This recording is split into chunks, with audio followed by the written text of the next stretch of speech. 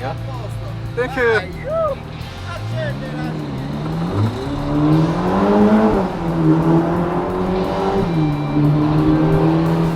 이탈리아 사람들이 페라리를 정말 좋아해요. 람보르기니, 마세라티도 있지만 페라리에 대한 어떤 로망이 또 있는 것 같아요. 안녕하세요. 오토타임즈 구기성 기자입니다. 저는 지금 지중해 한가운데 있는 이탈리아의 샤르데나 섬에 나와 있습니다. 바로 제 옆에 있는 페라리 로마 스파이더를 만나기 위해서인데요. 54년 만에 페라리가 내놓은 프론트 엔진의 소프트탑, 어떤 매력을 갖고 있는지, 그리고 로마가 어떤 가치를 확장을 시켰는지 직접 타보면서 말씀을 드리도록 하겠습니다. 네, 먼저 로마에 대해서 말씀을 드려볼게요. 말 그대로 이탈리아의 수도의 이름을 차 이름에 담았습니다. 그만큼 페라리 입장에서도 상당히 중요한 차라고 할 수가 있어요. 과거에 캘리포니아 그리고 포르토피노의 명맥을 잇는 GT 라인업의 엔트리 스파이기도 하고요. 무엇보다도 페라리는 이 차에 아주 독특한 컨셉트를 담았습니다. 라 누오바 돌체 비타, 우리나라 말로 새로운 달콤한 인생이라는 뜻이에요. 그리고 그 명맥은 지금 낭만 가득한 이 로마 스파이더까지 오게 됐습니다.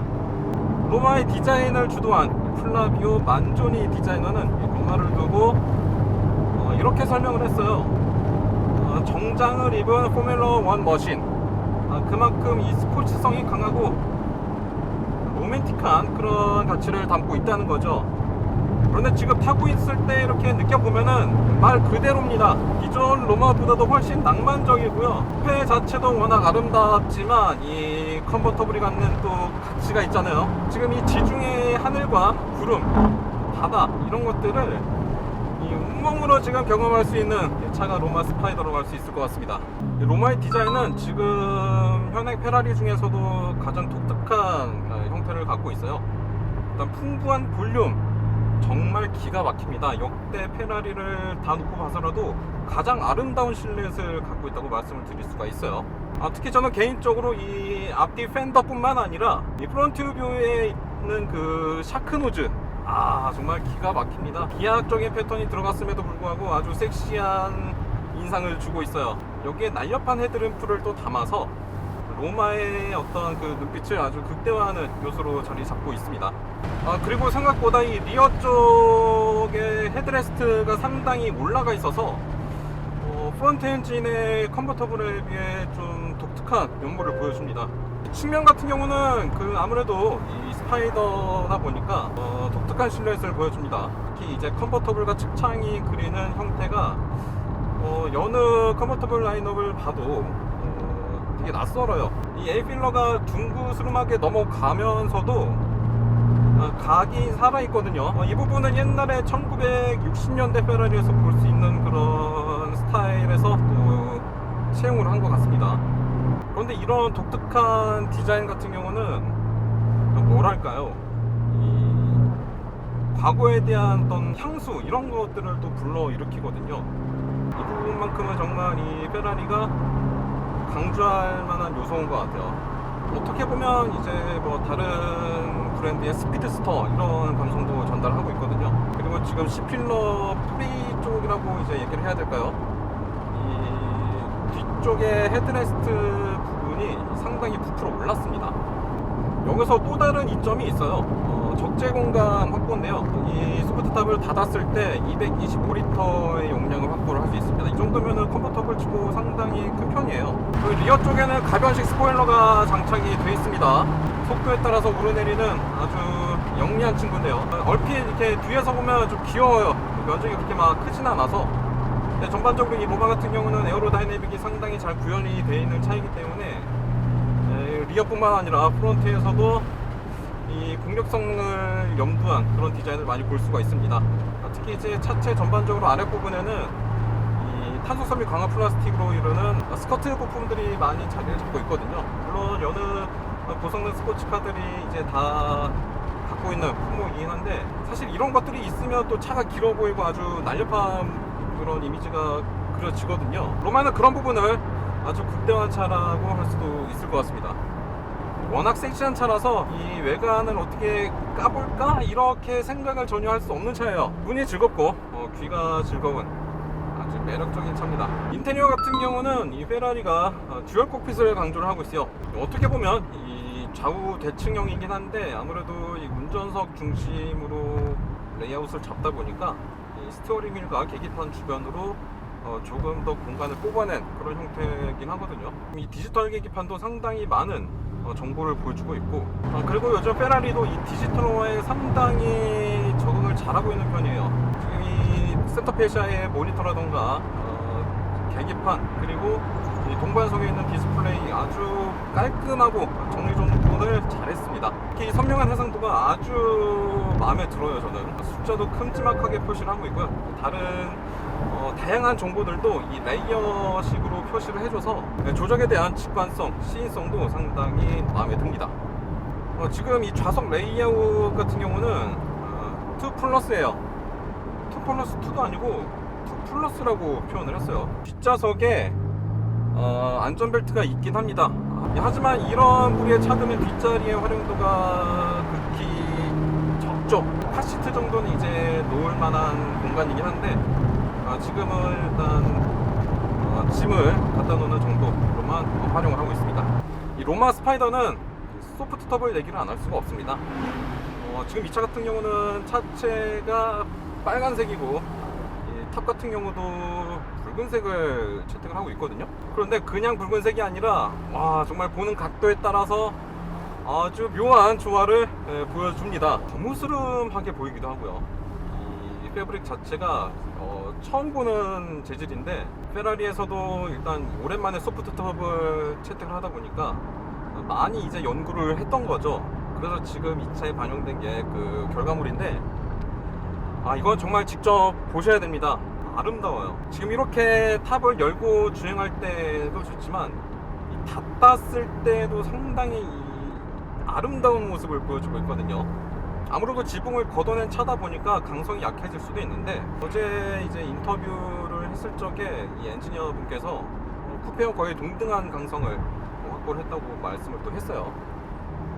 그만큼 이제 곳곳에 보강재가 들어갔다는 의미겠죠. 이 차체가 위아래로 이어졌을 때랑 이 아래로만 이어졌을 때 이 강성, 비틀림 강성이라던가 이런 것들이 많이 달라질 수 있거든요. 그런 부분을 말끔히 해결을 했다고 하는데 실제로 이 주행할 때도 그게 느껴져요. 쿠페와 별 차이가 없는 그런 모습을 보여주는데, 물론 이제 무게 같은 경우는 85kg 정도가 더 나갑니다. 어떻게 보면 제 몸무게가 그 정도쯤 되거든요. 지금 하나를 더 태워가는 느낌? 이 소프트톱은 비스포크 패브릭을 채택을 하고 있어서 소비자의 기호대로 다양한 색상을 반영할 수 있다는 점, 이 부분도 아주 두드러집니다. 어떻게 보면 이 투톤을 조금 더 아주 매력적으로 반영할 수 있는 차가 이런 소프트톱이거든요. 하드톱도 물론 이 색상을 달리할 수는 있겠지만 이 패브릭이 주는 그 뭐랄까요, 조화? 이런 것들이 확실히 다르게 와닿습니다. 제가 오늘 시승을 하면서 이 매력, 낭만 이런 얘기들을 많이 하고 있는 것 같아요. 그만큼 정말 넘칩니다. 네, 로마 스파이더 최고 출력 620마력, 최대 토크 77.5kgm를 발휘하는 V8 3.9L 트윈터보 엔진을 장착을 했고요. 변속기는 8단 더블 클러치입니다. 사실 지금 이렇게 수치를 말하는 시간이 너무 아까워요. 그 이상의 이 가치, 아름다움을 정말 잘 보여주고 있거든요. 정말 빨리 달리고 싶다면 로마보다 다른 차가 어울리겠지만 어떻게 보면 가장 페라리답게 탈 수 있는 차가 로마 스파이더가 아닐까 싶을 정도로 페라리가 단순히 이 빠른 차가 아니란 점을 아주 잘 보여주고 있는 차라고 할 수 있습니다.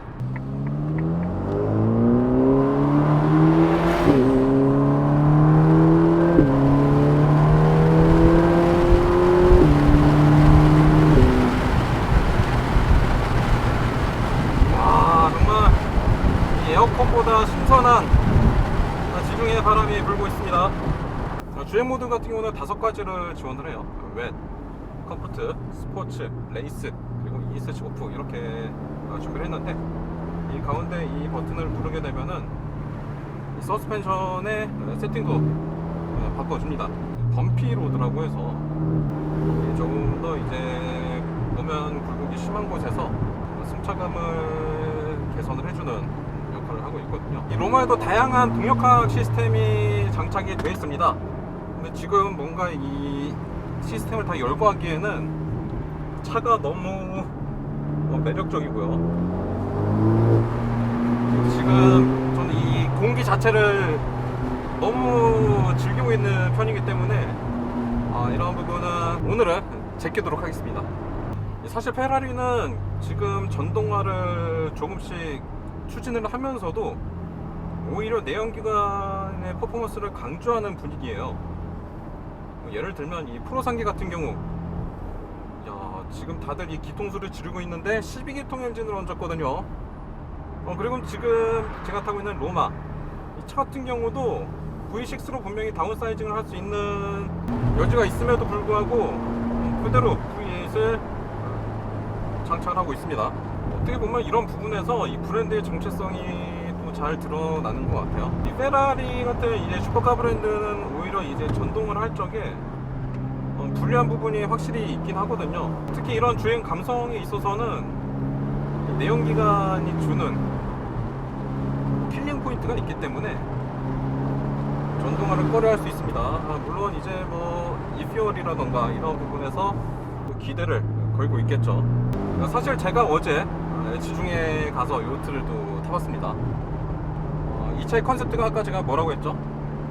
라 누어바 돌체 비타, 새로운 달콤한 인생이거든요. 그래서 이 브랜드에서도 그런 부분을 이제 차를 타기 전에 체험을 해봐라 이렇게 이제 해서 기회를 줬던 시간이었는데 정말 이 바닷바람 그리고 푸른 이 바다가 주는 어떤 이 마음의 평온함, 이 대자연이 주는 가슴 벅찬 그런 순간이 아니었나 싶을 정도로 지금 인상이 너무 깊은데, 지금 육지에서 이렇게 차를 타는데도 비슷한 느낌을 받고 있어요.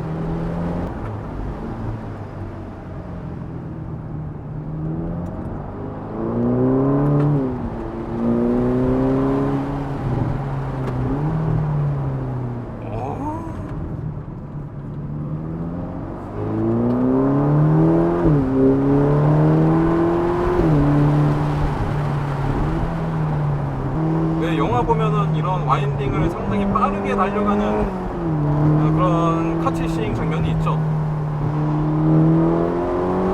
그런 거를 찍는 것 같은 느낌도 들고요.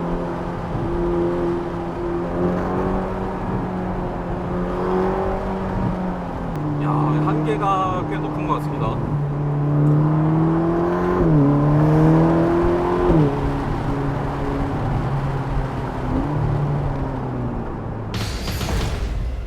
네, 로마 스파이더가 이렇게 또 멀리까지 와서 시승을 했습니다.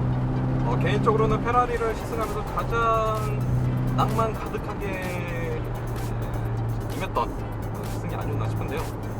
그만큼 그 어떤 페라리보다도 여유와 낭만 이런 것들을 탑승자한테 잘 전달하는 아주 아름다운 친구가 아닐까 싶습니다. 파워트레인이라던가 CC 이런 부분 물론 좋아요. 그리고 무엇보다도 이 오랜만에 돌아온 소프트탑, 야, 이게 정말 차의 매력을 아주 극대화시키는 포인트가 아닐까 싶습니다. 우리나라에서는 지난 6월에 우니베르소 페라리를 통해 이제 공개를 하긴 했거든요. 얼른 또 이 한국에 들어가서 만나보고 싶네요. 지금까지 이탈리아에서 오토타임즈 구이성기였습니다.